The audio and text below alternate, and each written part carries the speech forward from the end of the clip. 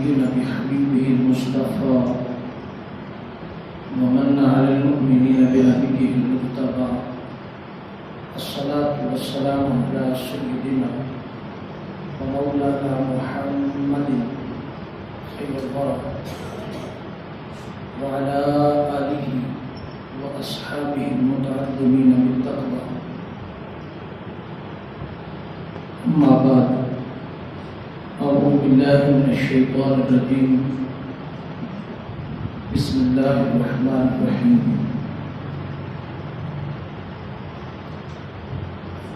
يا أيها الذين آمنوا كتب عليكم الصيام كما كتب على الذين من قبلكم لعلكم تتقون.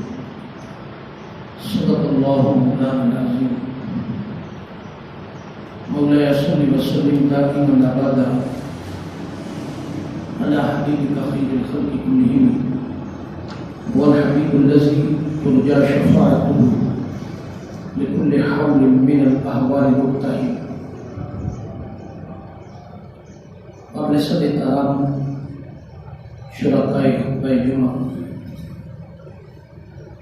اللہ جل کی ذات پاک کا لاکھ لاکھ شکر اور احسان عظیم ہے جس کی توفیق خاص کے ساتھ نماز جمعہ کی اس بابرکت نشست میں ہم شریک ہیں۔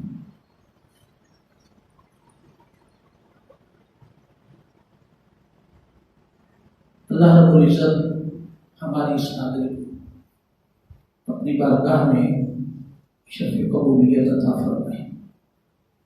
آج ہم جس موضوع پر بات کریں گے وہ ہے استقبال رمضان اور ہماری ذمہ داریاں کیا ہیں۔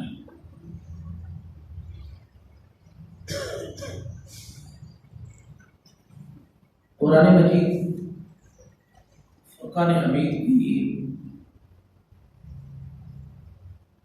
ایک آیت مبارکہ میں نے تلاوت کرنے کا شرف حاصل کیا۔ اس آیت مبارکہ کے اندر اللہ رب العزت نے بنیادی طور پر روزے کے مقاصد کو بیان کیا۔ روزے کے مقاصد کیا؟ ان میں سے یہ خطاب اہل ایمان کو ہے، آمنوا کتب علیکم الصیام۔ سال میں ایک مہینے کے روزے کما کتب علی الذین من قبلکم لعلکم تتقون، تاکہ تم تقوی اختیار کرنے والے بن جاؤ،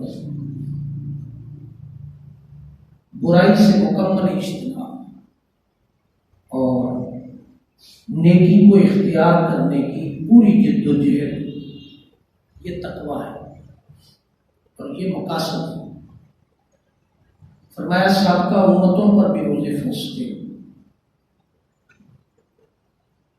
کسی پر ایک دن چھوڑ کر کے ایک دن روزہ فرض تھا، کسی پر ایام 20 کے روزے 13، 14، 15 چاند کی تاریخوں میں روزے فرض تھے، کسی پر جمعرات اور جمعے کا روزہ فرض تھا۔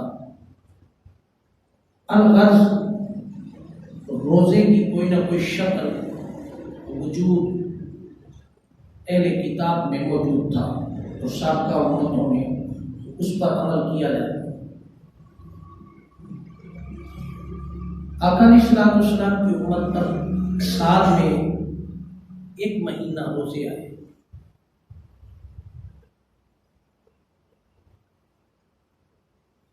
جب رمضان المبارک کا مہینہ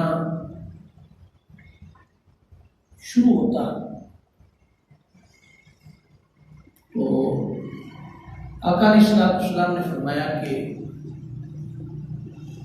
شیطان بند کر دیا جاتا ہے اور جنت کے دروازے کھول دیے جاتے ہیں۔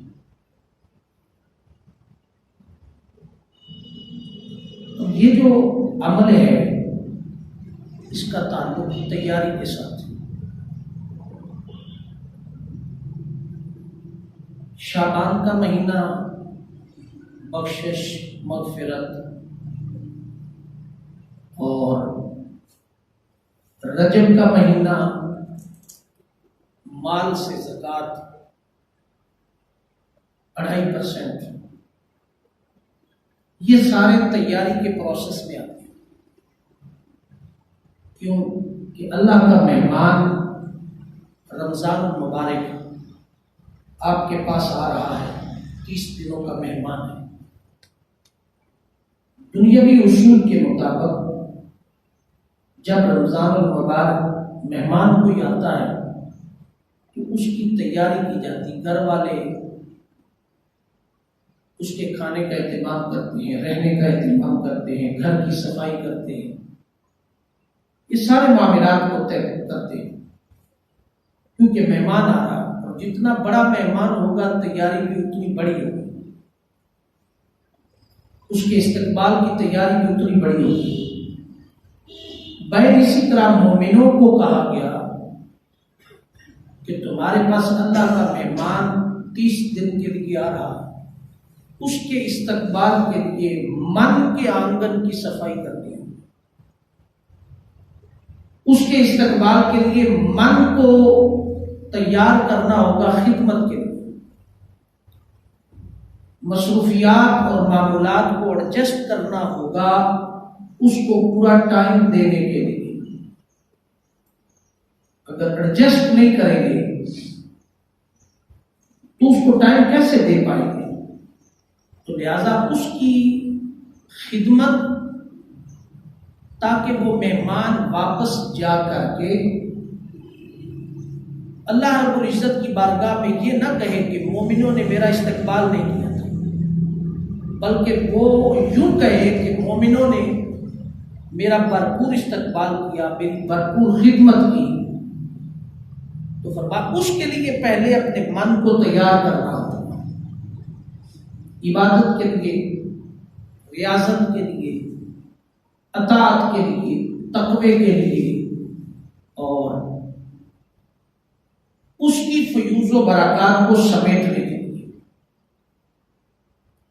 آقا علیہ الصلوۃ والسلام کی ایک حدیث پاک ہے جو رمضان المبارک کی خصوصیات کو بیان کرتی ہے۔ آقا علیہ الصلوۃ والسلام نے فرمایا کہ رمضان المبارک کی جو خصوصیات ہیں ان میں سے 5 بڑی اہم ہیں۔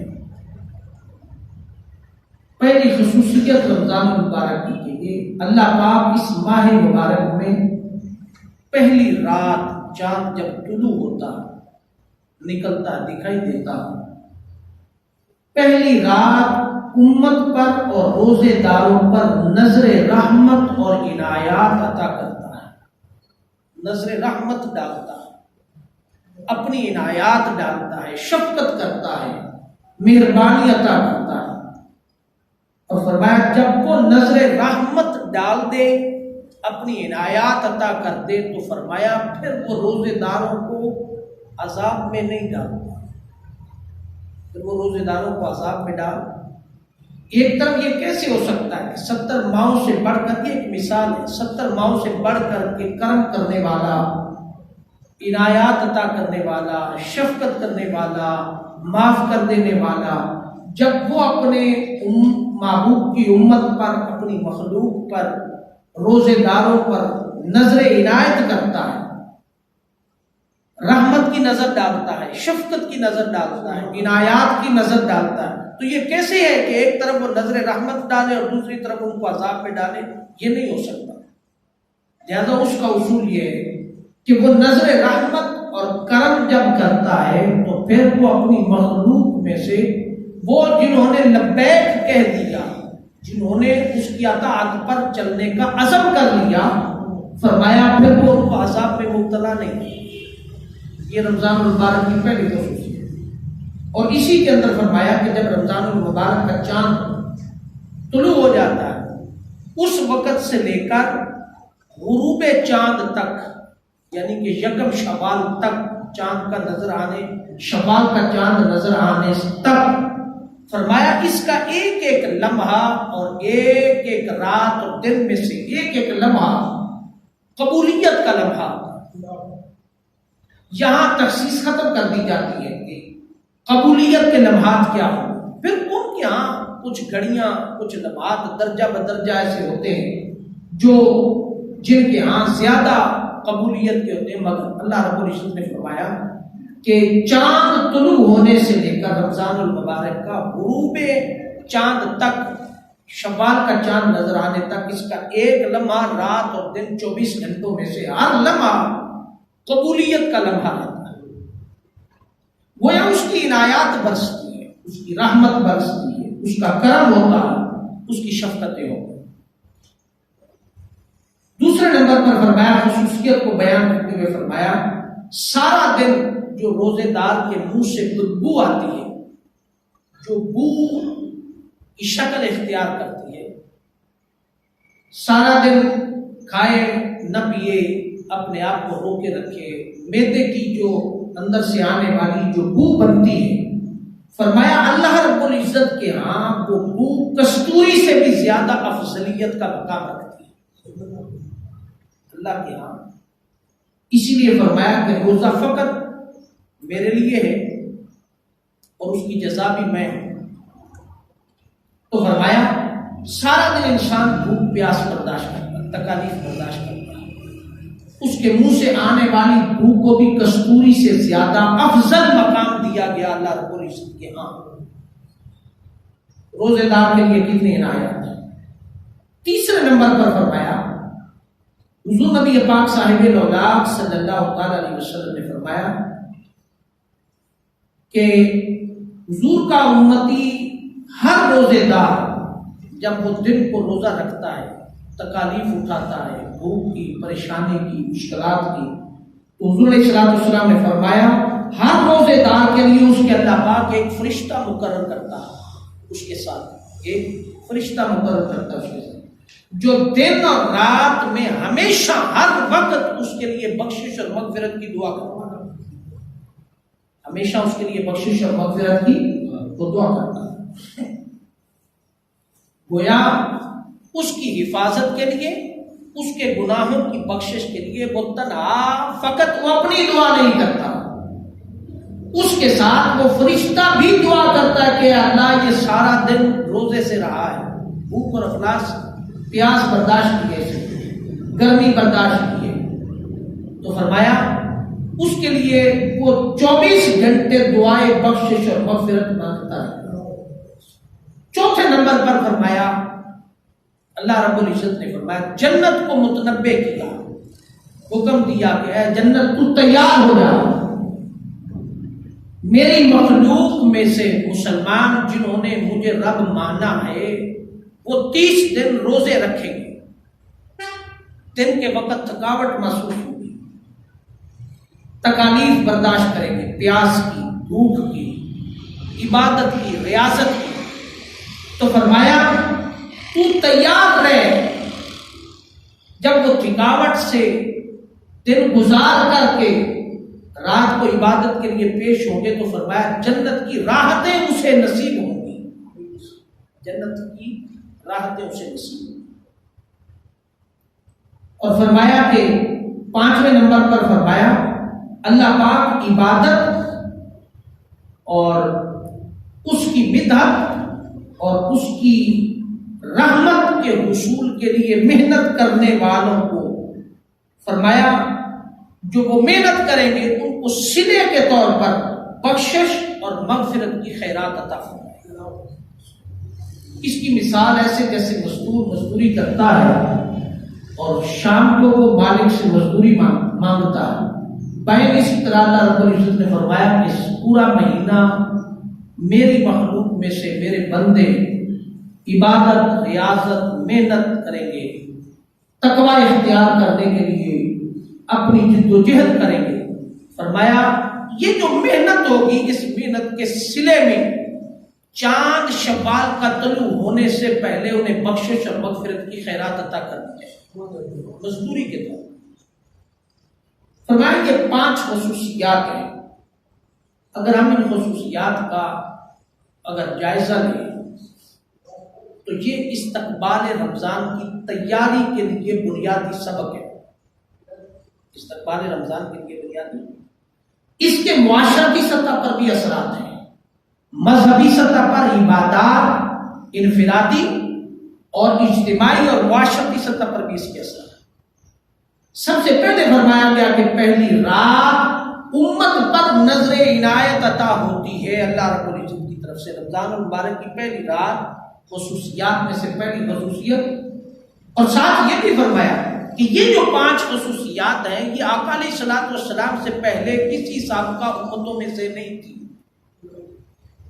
آقا علیہ الصلوۃ والسلام کی امت سے پہلے سابقہ امتوں پر روزے داروں کے لیے اتنے انعامات نہیں تھے، ان کے درجات اور تھے، یہاں عنایات کے درجات اور ہیں۔ فرمایا اللہ پاک کی رحمت اور عنایات اس شخص کو ملے گی جس نے پہلے سے تیاری کر لی کہ رب کا مہمان آ رہا ہے، میں نے رمضان المبارک کے اندر شیڈول بنا لیا کہ یہ کام کرنے ہیں، قرآن کی تلاوت کرنی ہے، قرآن پڑھنا نہیں آتا تو سیکھنے کا اہتمام کرنا ہے رمضان المبارک میں کسی سے۔ رمضان المبارک کے اندر پورا رمضان المبارک رزق حلال کا معنی ہے، اگر پہلے کہیں کمی کوئی ہوتی ہے تو رمضان المبارک کے اندر نہیں ہوگی۔ رزق حلال کا معنی، رزق حلال کا معنی جب یہ ساری چیزیں آپ اہتمام کر لیں گے تو اللہ رب العزت نے فرمایا اس شخص نے میری رضا کی خاطر میرے لیے اس نے رمضان المبارک سے پہلے اپنے آپ کو تیار کیا، اس نے استقبال کے لیے تیاری کی کہ یہ کام رمضان المبارک کے اندر نہیں کروں گا، تاکہ 30 دن میں ان پر عمل کروں گا تو ہمیشہ کے لیے میری زندگی کا یہ عمل حصہ بن جائے گا کہ یہ ساری برائیاں ختم ہو جائیں گی، میں اللہ کی بارگاہ کے اندر اس کی رضا فرمایا پھر وہ نظر عنایت کا مستحق بن جائے گا، نظر عنایت کا مستحق بن جائے گا۔ وہ پہلے سے تہیہ کر لے کہ میری یہ رمضان المبارک کے اندر یہ مشکلات، اس پر کوئی دوسری رائے نہیں کہ روزہ فرض ہے، اس پر کوئی دوسری رائے نہیں کہ روزہ فرض ہے، اور فرض چھوڑیں گے تو اس کی جو شرعی سزا ہے گناہ کبیرہ ہے، اس کے ہم مستحق بنیں گے، دنیا میں بھی اس کے اثرات زندگی میں ہمیں میسر آئیں گے اور آخرت میں بھی اللہ کی بارگاہ کے اندر اس کا حساب دینا ہوگا، اس کے لیے تیار ہونا ہوگا۔ تیاری مست ہے کہ رمضان المبارک کے لیے پہلے اپنا کوئی نظام العمل بنا لے۔ مثلا رمضان المبارک بھی شروع ہونے والا ہے، گندم کی کٹائی بھی شروع ہونے والی ہے، تو کسان بہانہ تلاش کرے گا کہ غریب ہیں، سال کی روٹیاں ہیں، سال کی گندم اکٹھی کرنی ہے اور کوئی ذریعہ آمدن نہیں ہے، تو روزے چھوڑ کر کے ذرائع آمدن اکٹھی کر لیں، گندم کی کٹائی کر لیں، گندم کو سنبھالنا ہے تو روزے بھی آ گئے ہیں، تو لہذا روزوں پر گندم کو ترجیح دے دے، روزے چھوڑ دے، تو فرمایا یہ جواز نہیں ہے، روزے چھوڑنے کا یہ جواز نہیں ہے، جو شرعی عذر بیان کیا گیا ہے اس کے اندر یہ شرعی عذر نہیں ہے۔ مشینی دور ہے، اب تو ویسے بھی بہت کم تعداد رہے گی، بہت کم لوگ کٹائی کرتے ہیں، مشینوں کے ساتھ کٹائی ہوتی ہے، تو فرمایا اس کا متبادل نظام سوچنا ہوگا، مگر اللہ کی نافرمانی نہیں کرنی ہوگی، اللہ کی نافرمانی۔ پھر ہم تانا بھی دیتے ہیں کہ اس دفعہ گندم وہ خرچہ بھی پورا نہیں ہوا، اس دفعہ گندم کا خرچہ بھی پورا نہیں ہوا، ایوریج نہیں آئی، پریشانی ہوئی ہے، تکالیف ہوئی ہے، کم ہوئی ہے، خرچہ بھی نہیں پورا ہوا، گھر کا نظام پورے سال کی گندم میں نہیں ملی، تو سوال پیدا ہوتا ہے کہ نہ کسی نے آپ پر جادو کیا ہے، نہ کسی نے آپ پر بندھن ڈالا ہے، نہ آپ نے کوئی اور پرابلم یہ ہے کہ آپ نے اللہ کے حکم کی نافرمانی کی ہے، تو لہذا اللہ کا اپنا نظام ہے، اللہ کا اپنا نظام ہے۔ گندم کی کٹائی کا جواز بنا کر کے فرض روزے ہم چھوڑ نہیں سکتے، یہ جواز شرعی نہیں ہے۔ جواز شرعی میں وہ بیمار جو روزہ رکھنے سے بیماری بڑھ جانے کا خدشہ ہو، اس کے لیے بھی یہ ہے کہ اگر اللہ پاک رمضان المبارک کے اندر اس بیماری سے نجات دے دے، صحت دے دے، تو اس کے متبادل روزے رکھے، اس کے متبادل روزے رکھے۔ اگر وہ روزے رکھ نہیں سکتا، بعد میں بھی نہیں رکھ سکتا، شوگر کی کچھ ایسی پرابلمز ہیں، بیماریوں میں سے کچھ ایسی پرابلمز ہیں جن کی وجہ سے وہ روزہ نہیں رکھ سکتا، تو فرمایا پھر اس کے لیے فدیہ ہے۔ مگر انکار اور ٹوٹلی انکار کر کے تو کہے کہ میں اپنا نظام روزگار اس کو بہتر بنا لوں، نظام روزگار کے لیے سارا دن مجھے دکان پہ بیٹھنا ہوتا ہے لہذا میں روزہ نہیں رکھ سکتا، تو یہ جواز شرعی نہیں ہے۔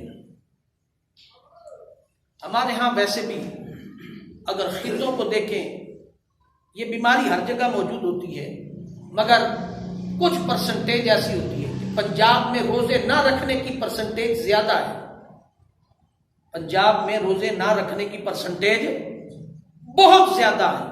بعض ایسے جگہ بھی میں نے علاقے اپنی آنکھوں سے دیکھے جہاں رمضان المبارک کا تصور ہی کوئی نہیں ہوتا کہ روزے بھی آئے ہیں، لوگوں کو پتہ ہی نہیں ہے۔ اس کی نسبت آپ بقیہ علاقوں میں چلے جائیں، سندھ کا بھی یہی حال ہے، پاکستان کے بقیہ علاقوں، سندھ کا بھی یہی حال ہے، وہاں رمضان المبارک انٹیریل سندھ کہیں نہیں آتا، کیونکہ اس علاقے کو بھی میں نے دیکھا۔ بلوچستان کے خطے کو، انٹیریل بلوچستان کو میں نے نہیں دیکھا۔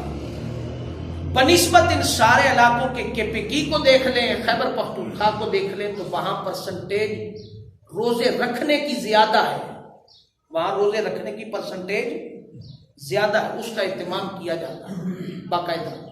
وہاں یہ پرسنٹیج بھی موجود ہوتی ہے کہ جو سارا سال نیک کام کوئی نہیں کرتے، تو رمضان المبارک میں کم از کم ان کی پرسنٹیج جو مومن مسلمان بن جاتے ہیں اور روزے رکھتے ہیں اور عبادات اور تراویح کا اہتمام کرتے ہیں، ان کی پرسنٹیج زیادہ ہے، بہتر ہے پرسنٹیج۔ لیکن پنجاب کے ہاں تو بہت دیگر کو حالات ہیں۔ پھر اللہ کی رحمت کے امیدوار بنے، پھر کہیں کہ نظر عنایت ملے، پھر اس کی شفقت ملے، کیسے ملے؟ اس کی نظر عنایات کے لیے اس کی فرما برداری، امر بالمعروف اور نہی عن المنکر پر عمل کرنا ضروری ہے، شرط ہے، پھر نظر عنایات ملتی ہے، شفقت ملتی ہے۔ پھر فرمایا سارا دن اس کے روزے دار کے منہ کی بدبو جو اس کے منہ سے آتی ہے، سمیل جو آتی ہے، فرمایا وہ کستوری سے بھی زیادہ اللہ کے ہاں افضلیت کا مقام رکھتی ہے۔ تو یہ کسی عام بندے کو تو نہیں مل گیا، وہ کہے کہ جی میں روزہ نہیں رکھا، تو وہ اپنے جواز شرعی تلاش کرنے کی کوشش کرے، تو جواز شرعی قرآن نے تو فکس کر دی ہے، جواز شرعی تو قرآن نے بتا دی ہے۔ ہاں وہ اگر اپنے ہاں سے بنانے کی کوشش کرتا ہے، حالات کو اس کے مطابق ڈالنے کی کوشش کرتا ہے، تو وہ جواز ہو سکتا ہے، مگر وہ شرعی جواز نہیں ہو سکتا، شرعی جواز نہیں ہو سکتا۔ تو فرمایا یہ انعام اسی کو ملے گا جس نے اس کی امر بالمعروف اور نہی عن المنکر پر اطاعت کے عمل کو پورا کیا۔ اور اس کے بعد فرمایا حضور کے امتی کے ہر روزے دار کے لیے اللہ پاک ایک فرشتہ مقرر کرے گا کہ وہ اس کے لیے 24 گھنٹے دن اور رات میں بخشش اور مغفرت کی دعا کرے گا۔ ایک باڈی گارڈ تمہارے ساتھ ہوگا جو تمہاری بخشش اور مغفرت کے لیے، دیکھیں کتنا کرم ہے اس کا، اس رب کائنات کا روزے دار پر کتنی عنایات ہیں کہ میرا بندہ میری رضا کی خاطر سارا دن بھوکا پیاسا رہتا ہے، روزہ رکھتا ہے، تو اللہ رب العزت نے اس کے ساتھ ایک فرشتے کو ڈیوٹی کے طور پر مقرر کر دیا کہ تو اس کے لیے بخشش اور مغفرت کی دعا کر۔ کبھی تصور میں لائیں اس کی عنایات کو، اس کے کرم کو، اس کی رحمت کو، اس کی شفقت کو، تو پتہ چل جائے کہ حالات کیا ہیں۔ اس کے کرم کو دیکھیں، اس کی عنایات کو دیکھیں، اس کے کرم کو دیکھیں۔ کبھی ایسا ہوتا ہے اس کا کتنا کرم کہ اس نے باقاعدہ ایک ڈیوٹی پر فرشتہ مقرر کر دیا کہ تمہاری بخشش اور مغفرت کے لیے دعا کر دے، پھر بھی تیرے کرتوت نہ بدلے، پھر تیرے حالات نہ بدلے، پھر بھی تو جان بوجھ کر کے حرام کو منہ مارے، پھر بھی جان بوجھ کر تو ذخیرہ اندوزی کرے، پھر جان بوجھ کر کے تو رمضان المبارک شروع ہو جائے تو 10 روپے کی چیز 100 روپے کی بیچے، پھر تو ذخیرہ اندوزی کرے اور دیکھے کہ لوگوں کے حالات، لوگوں کی ضرورت بڑھ گئی ہے تو ناجائز فائدہ اٹھائے، اور تو پھر کہے کہ رب کی رحمت ملے، تو پھر رب کی رحمت نہیں ملے گی. کہ رب کی رحمت، وہ جو فرشتہ مقرر کیا پھر تمہارے لیے وہ بخشش اور مغفرت کی دعا نہیں کرے گا، پھر وہ کوئی اور دعا کرے گا، پھر وہ کوئی اور دعا کرے گا. اور آج کے مسلمان تاجروں کو دیکھیں اور یہود و نصارہ کے ان تاجروں کو دیکھیں، جب وہ ضرورت کسی کی بڑھتی تو وہ ریٹ بڑھا دیتے، ضرورت بڑھتی تو ریٹ بڑھا دیتے. ان یہود و نصارہ کے رویوں کو دیکھیں، تجارت کو دیکھیں، حالات کو دیکھیں، تو آج کے مسلمانوں کو، صاحبان تقویٰ کو، حاجیوں کو، شیخوں کو، بڑے بڑے صنعت کاروں کو، تجارت کرنے والے تاجروں کو دیکھیں تو وہ ان سے کم نہیں ہے، بلکہ ان سے 2 گنا آگے. اس کی مثال ہے، اس کی مثال یہ ہے کہ حضرت عثمان غنی رضی اللہ تعالیٰ عنہ، حضرت عثمان غنی رضی اللہ عنہ، یہ دوسرے نمبر پر بات ہو رہی ہے. تیسرے نمبر پر کہ امتی کی بخشش کے لیے فرشتہ مقرر ہوتا ہے. یہ نعمت لینے کے لیے ہمیں کوئی کردار ادا کرنا ہوگا. حضرت عثمان غنی رضی اللہ تعالیٰ عنہ نے آقا علیہ الصلوۃ والسلام نے ایک دن فرمایا، جب کفار اور دیگر لوگوں کے درمیان حالات کشیدگی کی صورتحال اختیار کر گئی، تو آقا علیہ الصلوۃ والسلام نے فرمایا کہ مشکل حالات تھے. آقا نے فرمایا کہ کوئی ایسا شخص ہے جو پانی کا، میٹھے پانی کا کنواں خرید کر کے مسلمانوں کے لیے وقف کرے تو میں اس کو جنت کی بشارت دیتا، میں اس کو جنت کی بشارت دیتا. حضرت عثمان غنی رضی اللہ تعالیٰ عنہ اٹھے اور ایک کنویں کے پاس گئے جو کہ ایک یہودی کا کنواں تھا، وہ اس کا مالک تھا. حضرت عثمان غنی رضی اللہ تعالیٰ عنہ نے جب بات کی کہ یہ کنواں ہمیں دے دیں، ہم خریدنا چاہتے ہیں، مسلمانوں کے لیے وقف کریں گے، پانی کی کمی ہے تو کنواں ہمیں دے. بات توجہ. جو ہی حضرت عثمان غنی رضی اللہ تعالیٰ نے کنواں خریدنے کی بات کی تو یہودی اور تاجر تھا، اس نے کہا مسلمانوں کی اب ضرورت ہے، تو لہذا اس نے ریٹ بڑھا دیا. اور دوسری شرط اس نے لگائی کہ میں سارا کنواں تو بیچنا ہی نہیں چاہتا، میں تو آدھا کنواں بیچوں گا، سارا کنواں تو میں بیچنا ہی نہیں چاہتا، آدھا کنواں بیچوں گا. اب اس روش کو اور آج اپنی روش کو مارکیٹ کے اندر آپ اندازہ کر لیں تو حالات آپ کے سامنے. آدھا کنواں خریدنا چاہتا ہوں، بیچنا چاہتا ہوں، آدھے کی بات ہو گئی، قیمت ہو گئی، اس کو قیمت دے کر کے آدھا کنواں خرید کر کے حضرت عثمان غنی آقا علیہ الصلوۃ والسلام کی بارگاہ کے اندر آ گئے. آقا علیہ الصلوۃ والسلام نے پوچھا حل ہوا؟ فرمایا یا رسول اللہ یہی حل ہو سکتا تھا، میں نے کر لیا. آدھا کنواں خریدا، فرمایا اس کا حل کیا ہوگا؟ فرمایا ایک دن پانی مسلمان بھریں گے اور ایک دن پانی کفار بھریں گے. جس دن کفار پانی بھرتے وہ کسی اور کو پانی بھرنے نہیں دیتے تھے، وہ کسی اور کو پانی بھرنے نہیں دیتے. اور جس دن مسلمان پانی بھرتے اس دن وہ اور جو لوگ آتے اس دن وہ بھر سکتے، بھرتے. حتیٰ کہ پھر ایک دن آقا علیہ الصلوۃ والسلام نے فرمایا کہ جو شخص، کیونکہ صحابہ نے اور دیگر لوگوں نے کہا کہ یا رسول اللہ پانی کی کمی ہے، ہم ایک دن بھرتے اور ایک دن بھرنے سے ہماری ضروریات پوری نہیں ہوتی. آقا علیہ الصلوۃ والسلام نے پھر فرمایا جو کنویں کا بقیہ حصہ بھی خرید کر کے مسلمانوں کے لیے وقف کرے گا، فرمایا میں اس کو جنت کی بشارت دیتا ہوں. قربان جائے آقا علیہ الصلوۃ والسلام کے اختیارات پر قربان جائے کہ کسی سے پوچھنے کی ضرورت نہیں ہے، فیصلے خود آقا علیہ الصلوۃ والسلام فرما رہے ہیں، اور رب کبھی ان فیصلوں کو رد نہیں کرتا. آقا علیہ الصلوۃ والسلام نے فرمایا بقیہ کنواں. پھر حضرت عثمان غنی رضی اللہ تعالیٰ اٹھے، یہ توفیقات کی بات تھی. حضرت عثمان غنی رضی اللہ تعالیٰ عنہ اٹھے اور اٹھ کر کے وہ جو بقیہ کنواں تھا آدھا اس کی بھی قیمت ادا کی، اور آقا علیہ الصلوۃ والسلام نے فرمایا اب سارا کنواں ہمارا ہے، مسلمان پانی بھرے. جب سارا کنواں خرید لیا تو بڑے مہنگے داموں خریدا. کیا وجہ؟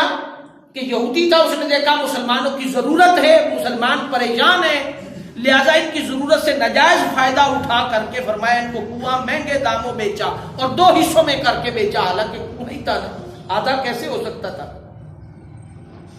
لہذا 2 دفعہ اس کنویں کی قیمت خرید کی.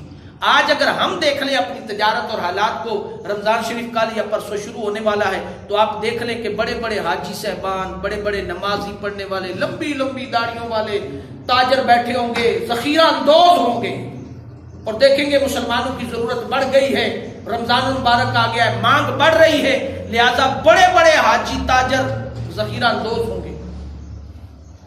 یہی پھل فروٹ جو اس وقت آپ کو کم ریٹ پہ مل رہا ہے، یہی رمضان المبارک میں ڈبل ریٹ پہ آپ کو ملے گا. کون کر رہا ہے؟ ہم یہود و نصارہ کو پکڑتے. یہود و نصارہ کا اتنا قصور نہیں جتنا ہمارا اپنا قصور ہے. دودھ میں پانی کون ملا رہا ہے؟ کوئی یہودی ہے؟ آپ دائیں بائیں نظر دوڑا کر کے دیکھیں، گوالوں میں سے، دودھ دینے والوں میں سے کوئی ہندو ہے، کوئی یہودی ہے، کوئی غیر مسلم ہے، دیکھ لیں، کوئی ایک آدھ ہوگا، کوئی ایک آدھ ہوگا. 99% دودھ دینے والے گوالے کون ہیں؟ مسلمان ہیں. تو ہمارے دودھ میں پانی کون ڈال کے جاتا ہے؟ یہودی ڈال کے جاتے ہیں، امریکہ والے ڈال کے جاتے ہیں. امریکہ والے دودھ میں پانی نہیں ڈالتے. وہ نالائق اور کم فہم لوگ نہیں ہیں. وہ کام وہ کرتے ہیں جو اس وقت پاکستان میں ہو رہا ہے. وہ کام وہ کرتے ہیں جو اس وقت پاکستان میں. وہ چھوٹا موٹا کام نہیں کرتے ہیں. وہ آپ کے ایم این ایز کو خریدتے ہیں. آپ کو شاید یاد ہوگا کہ ایک دفعہ میں نے خطاب جمعہ میں ایک دن ان لوگوں کی قانون سازی کے حوالے سے ایک بات آپ کے سامنے رکھی تھی کہ ہماری اسمبلی کے اندر قانون سازی کیسے ہوتی ہے. قانون سازی کے لیے بیرون ممالک کی این جی اوز کام کرتی ہیں جو ان کی ذہن سازی کرتی ہیں. انہوں نے ان پر انویسٹمنٹ کی ہوتی ہے، خرچہ کیا ہوتا ہے. ان کو نائب قاصد کی صورت میں، آفس کی صورت میں، کچھ اور مراعات کی صورت میں، بیرون ممالک دوروں کی صورت میں کچھ مراعات دی ہوتی ہیں. وہ ان کی ذہن سازی کرتے ہیں. پھر قانون سازی پاکستان کے اسمبلیوں کے اندر ان کے مطابق ہوتی ہے. وہ بل بناتے ہیں، قانون سازی کرتے ہیں. پھر وہ اسمبلیوں میں بل جاتا ہے، وہ کونسلنگ کرتے ہیں، اور کونسلنگ کر کے پھر وہ اپنے مقاصد کو پورا کرتے ہیں. انہی لوگوں نے آج بھی اس پاکستان کی دھرتی پر جو کچھ پچھلے 1.5 مہینے سے حالات بدلے ہوئے اور حالات ہو رہے ہیں، انہوں نے اس کام کو تھوڑا عروج پر لے گئے، پیک پر لے گئے، اور انہوں نے انویسٹمنٹ کر کے آپ کی پوری اسمبلی کو خریدا. یہ نہیں کہ جو حکومت میں بیٹھے ہیں وہ دودھ کے دھلے ہوئے ہیں، نہیں، اور جو اپوزیشن میں چلے گئے ہیں وہ گمراہ ہو گئے، نہیں. نہ ادھر کے دودھ کے دھلے ہیں، نہ ادھر دودھ کے دھلے ہیں. انہوں نے دونوں کو خریدا ہے. وہ چھوٹا موٹا کام نہیں کرتے، وہ بڑا کام کرتے ہیں. جہاں ملک کی سالمیت اور ملک کے قانون اور دستور اور قانون سازی کو خریدا جائے، وہ کام کرتے ہیں. وہ گلی محلے میں آ کر کے تمہارے دودھ میں پانی نہیں ڈالیں گے. یہ کام وہ کرتے ہیں جو ان کے پر بردہ ہوتے ہیں، ان کے نیچے کام کرنے والے ملازم غلام ہوتے ہیں. یہ کام وہ کرتے ہیں. تاجر جس کے پاس پیسہ ہوگا وہ پورے دلے والے بازار سے پوری بکنے والی چیز کو خرید کر کے جمع کر لے گا. کل قلت ہوگی، پھر تھوڑی کر کے اس کی قیمت بڑھا کر کے اس کو بیچے گا، اور وہ دعویٰ کرے گا رات کو امام کے پیچھے کھڑے ہو کر کے نماز تراویح پڑھنے کا، وہ صاحب تقویٰ ہونے کا، وہ پرہیزگار ہونے کا، وہ متقی ہونے کا، وہ حاجی کہلائے گا، وہ بڑا نمازی کہلائے گا، اور رمضان المبارک کے بعد ساری فیملی کو حج پر لے جائے گا اور کہے گا شکر الحمدللہ، اللہ پاک نے بڑا دیا ہے، اس کی کرم نوازی ہوئی ہے کہ ہم اس کی عنایات کی وجہ سے پوری فیملی حج پر چلے گئے. تو ایسی عبادات اللہ رب العزت کے ہاں قبول نہیں. ایسی عبادات اللہ کے ہاں قبول نہیں. پھر اس کے بعد فرمایا چوتھے نمبر پر کہ جنت کو مخاطب کیا اللہ رب العزت نے کہ تو تیار ہو جا، اس کی راحت، وہ جو سکون زندگی کے بعد ملنا ہے، اس کے کچھ اثرات روزے دار کو اس کی زندگی کے اندر دنیا میں مل جاتے راحت کی صورت میں. اور پھر فرمایا عبادت اور ریاضت کی مزدوری یہ ہوگی کہ اللہ رب العزت اختتام رمضان پر بخشش اور مغفرت کی خیرات میں اس کو خیرات عطا کرے گا، بخشش کی صورت میں، مغفرت کی صورت میں مزدوری عطا کرے گا. اور پھر فرمایا کہ رمضان المبارک قرآن اور خیرات کا مہینہ ہے. رمضان قرآن اور خیرات کا مہینہ ہے.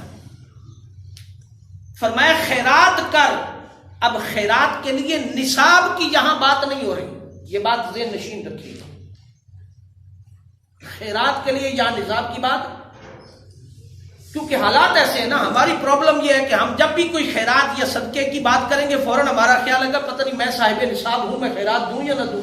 یہاں نصاب کی بات نہیں ہو رہی, وہ زکوٰۃ کا معاملہ ہے جہاں 2.5% زکوٰۃ کا حساب کرو تو زکوٰۃ دینی بنتی ہے. اگر ہم اپنی آمدن کے معاملات کا اصول کا فیصلہ کر لیں, حساب کر لیں, تو ہو سکتا ہے بہت سارے لوگوں پر زکوٰۃ لگتی ہو, لیکن ہم پہلے ہی اپنے آپ کو ذہنی طور پر تیار کر لیتے پتہ نہیں میں زکوٰۃ کا مستحق ہوں کہ نہیں ہوں, لہذا گھر بیٹھے دلیل گھڑنے کی کوشش کرتے ہیں. سمپل سی بات ہے کہ جس مال پر استعمال چیز نہیں ہوئی, سال گزر گیا, فرمایا اس پر سال کے بعد 2.5% زکوٰۃ آپ کو دینا ہوگی. سمپل اصول ہے. جس چیز کو استعمال نہیں کیا, سال گزر گیا, حتیٰ کہ آپ نے دیکھا ہے کہ گھروں کے اندر آپ بیٹیوں کو جہیز دیتے ہیں اور بیٹیاں اگلے گھر چلی جاتی, جہیز ماں باپ اپنی بیٹی کی آبادی کے لیے اپنی بساط سے بڑھ کر جہیز دے دیتا ہے, اور اتنا جہیز دیتا, بعض اوقات اتنے برتنوں سے پیٹی بھری رہتی ہے اور کئی سال تک ان کو استعمال کرنے کی نوبت نہیں آتی. شوکیسوں میں برتن پڑے رہتے ہیں, ان کو استعمال کرنے کی بھی نوبت نہیں آتی, اتنے بھرے پڑے ہوتے ہیں, اتنے وہ برتن پڑے ہوتے ہیں. فرمایا ان برتنوں کا بھی حساب کرنا ہوگا, سال کے بعد ان پر بھی 2.5% زکوٰۃ لگتی ہے. شریعت تماشا نہیں ہے, کھیل نہیں ہے, مذاق نہیں ہے. ایک جگ ہے, جگ سینری ہے دیوار پر لگی ہوئی, جگ ہے, پورا سال استعمال نہیں ہوا تو سال کے بعد اس جگ کا حساب کرنا ہوگا, ان برتنوں کو اکٹھا کر کے مالیت کو جمع کرنا ہوگا, اس مالیت پر پھر 2.5% زکوٰۃ لگے. بات سمجھ آئی؟ آپ ایک گاڑی مرسڈیز رکھی ہوئی ہے, آپ روزانہ استعمال کرتے اس پر زکوٰۃ نہیں لگے گی. سائیکل لی ہے, پورا سال گھر پڑی رہی ہے, استعمال نہیں کی تو سائیکل پر زکوٰۃ 2.5% دینی پڑے گی. اور جب زکوٰۃ نہیں دیتے ہم تو پھر کہتے ہیں جی مال چوری ہو گیا.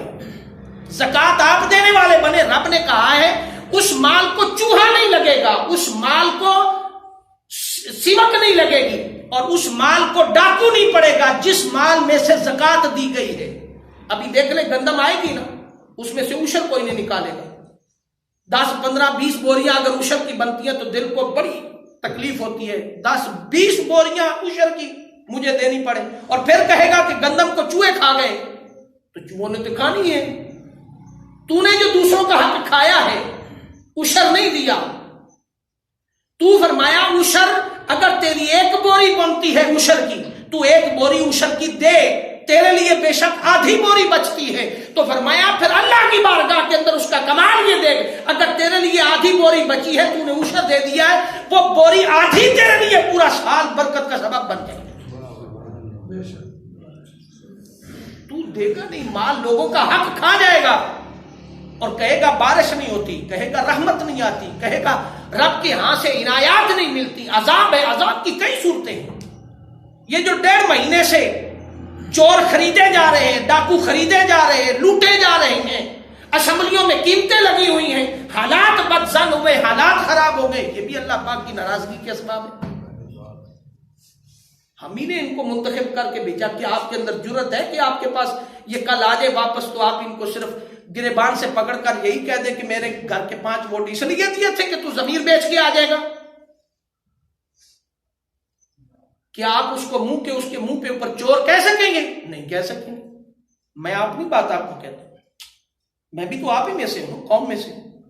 قوم کے اندر کبھی تھوڑی سی یہ جرت پیدا ہو جائے تو یہ سوال ہی پیدا نہیں ہوتا. امریکہ کیا اس کا باپ بھی آ جائے تو ہماری اسمبلیوں کو خرید نہیں سکتا. صرف ہماری کمزوری ہے. دانشور کہتے ہیں کہ انگلی اٹھاتے وقت 3 انگلیاں تمہارے اپنے طرف بھی، 1 انگلی اس طرف ہے. ان چوروں کو، بےایمانوں کو کس نے بھیجا؟ ہم نے بھیجا. ہم نے جھنڈے اٹھائے، ہم نے نعرے مارے، ہم آگے بڑھے. ہمارے اندر اخلاص کی، شعور کی کوئی دور تک بھی ہمارے ہاں کوئی نہیں. ہم اپنے مفادات پر ہم بھی بکتے ہیں. ہم ان سے گھی کا آٹا، آٹے کا توڑا، گھی کا ڈبہ، ابھی راشن آ جائے گا نا، یہ سارے بکے ہوئے چور، ڈاکو، حرام خور حرام کے مال سے آپ ہی پر خرچ کریں گے. گھی کے ڈبے بانٹیں گے، آٹے کے تھیلے بانٹیں گے، اور ہم لیں گے اور کہیں گے مائی باپ حضور سرکار ساڑھے تو گھرے دے حالات نہیں چل دیا نہ سا کے چلو. ضمیر فروشی ہم میں ہے، پھر بون میں بھی سمجھ. پھر ہم کہیں کہ جناب خیرات سے اثرات نہیں آتے ہیں، تو فرمایا قرآن اور خیرات کا مہینہ ہے. بھوک اس لیے دی گئی ہے کہ دوسروں کا خیال کر، کہ بھوک میں دوسروں کا حال کیا ہوتا. قرآن کی تلاوت کر ترجمے کے ساتھ. پڑھنا نہیں آتا تو کسی قاری صاحب کے پاس سیکھنے کا اہتمام کر. قرآن سیکھ، پڑھنے کا اہتمام کر، مطالعے کا اہتمام کر. اور اس کے بعد فرمایا رمضان المبارک کے اندر صبر، استقامت، درگزر، عفو و درگزر اپنی زندگی کا حصہ بناؤ. بخاری شریف کے اندر آتا ہے، آقا علیہ الصلوۃ والسلام نے ارشاد فرمایا جب جھگڑے کی صورتحال پیدا ہو جائے، جھگڑا ہو جائے، جب جھگڑا ہو جائے، کیونکہ روزے میں پارا بڑا اپ ہوتا ہے نا، خام خواہ جھگڑنے کو جی کرتا، خام خواہ لڑائی کرنے کو دل کرتا. بعض لوگ تو پورا سال بڑا نارمل رہتے اور روزوں میں بڑا پارا اپ ہو جاتا ہے ان کا، تو ان کی بڑی پریشانی ہوتی ہے. اس کا حل حدیث پاک نے عطا کیا، قرآن پاک نے دیا. آقا علیہ الصلوۃ والسلام فرمایا جب جھگڑا کرنے لگ جاؤ، جھگڑا ہو جائے تو فرمایا صبر، استقامت، عفو و درگزر کو اپناتے ہوئے اس کو صرف اتنا لفظ بول دو کہ بھائی میں روزے سے ہوں. اور آقا نے فرمایا 3 بار یہ لفظ بولو کہ میں روزے سے ہوں، میں روزے سے ہوں، میرے پاس تیرے ساتھ جھگڑنے کے لیے وقت نہیں ہے، میرے پاس تیرے ساتھ جھگڑنے کے لیے وقت نہیں ہے. فرمایا میں روزے سے ہوں، کیونکہ روزہ برائی سے بچنے کی ڈھال کا کام کرتا ہے، ڈھال ہے. فرمایا میں ڈھال میں ہوں، اس ڈھال کو سامنے کر. جیسے تیر چلتا ہے تو ڈھال سامنے کی جاتی ہے تو دفاع کرتا ہے. آقا نے فرمایا تیری ڈھال یہ ہے کہ اس کو کہ میں روزے سے ہوں، تیرے ساتھ لڑنے کی سکت میں نہیں رکھتا، ٹائم نہیں میرے پاس. فرمایا ڈھال کو استعمال کر.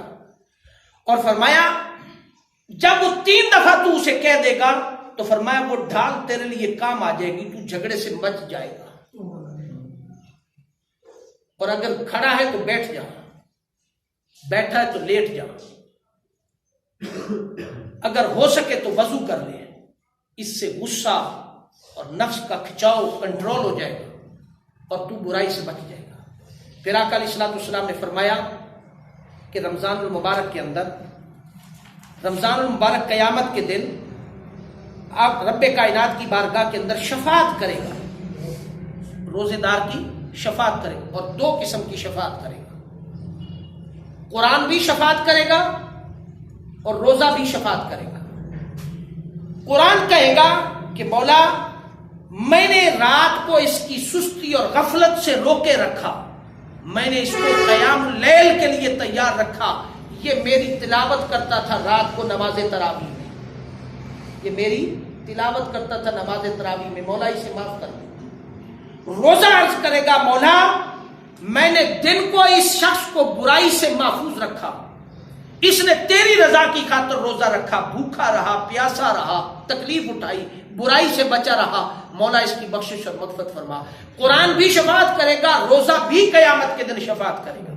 مگر یہ ساری نعمتیں اس وقت میسر آئیں گی جب ہم اپنے آپ کو اس راستے پر چلانے کی کوشش کریں گے. جب چلانے کی کوشش نہیں کریں گے تو فرمایا پھر مشکلات ہیں.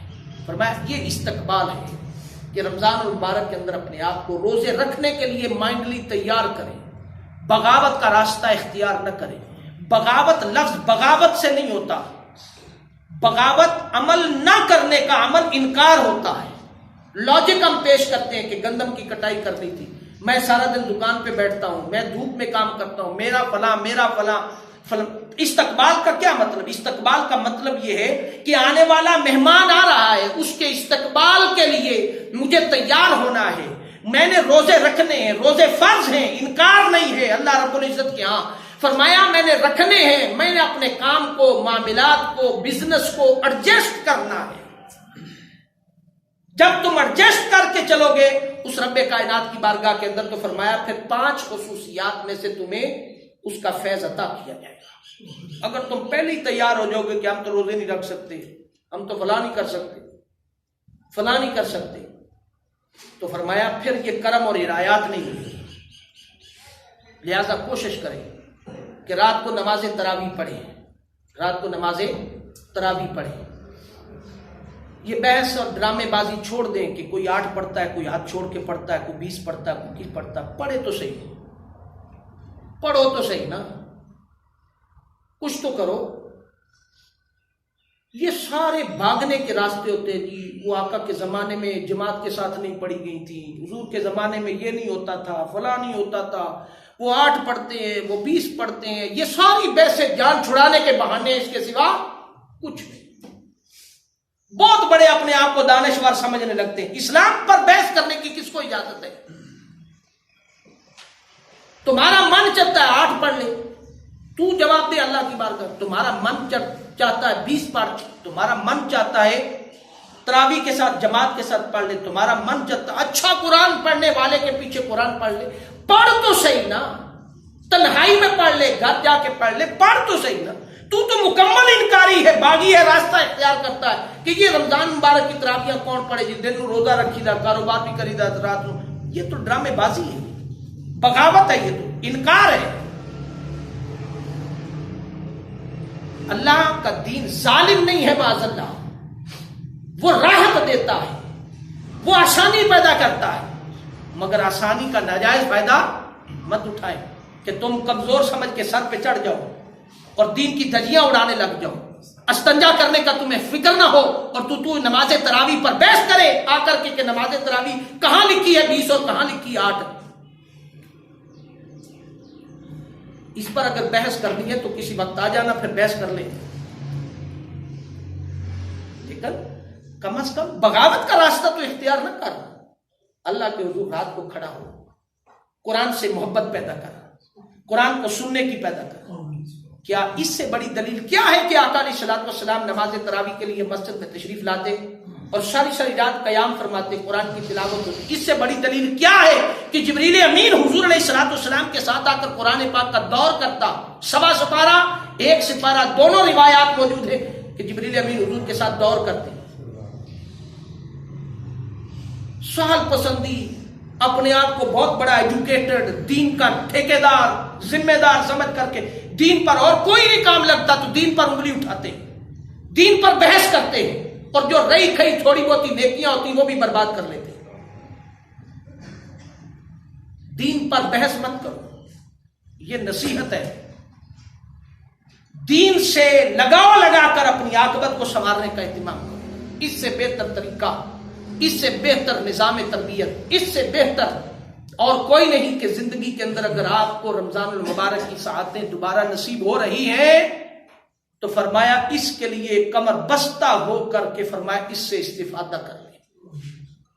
اسلاف کا تو میں نے طریقہ ہی نہیں آپ کے سامنے رکھا، میں نے تو وہ باتیں آپ کے سامنے رکھی ہیں جو ہم کر کے اس سے فائدہ اٹھا سکتے۔ اسلاف کی تو ایک ہی مثال دینا چاہتا ہوں۔ اسلاف کا تو حال یہ تھا کہ جب طلوع رمضان شروع ہو جاتا تو بستر باندھ کر کے رکھ دیے جاتے، ساری رات قیام ہوتا، دن کے وقت 2 گھنٹے 3 گھنٹے سو لیتے، بقیہ سارا دن اور رات بھی اللہ کی عبادت اور اطاعت میں گزر جاتی، رزق حلال میں گزر جاتی، وہ بھی سارے کام کرتے تھے۔ لہذا سب سے بڑی عبادت جو تاجر طبقہ ہے، جو مزدور طبقہ ہے، سب سے میری گزارش ہے کہ اپنے رزق کو سارا دن محنت کر کے حرام میں مت بدلو، حرام میں مت بدلو، اولاد کو حرام لقمہ مت کھلاؤ، یہ خیال کرو۔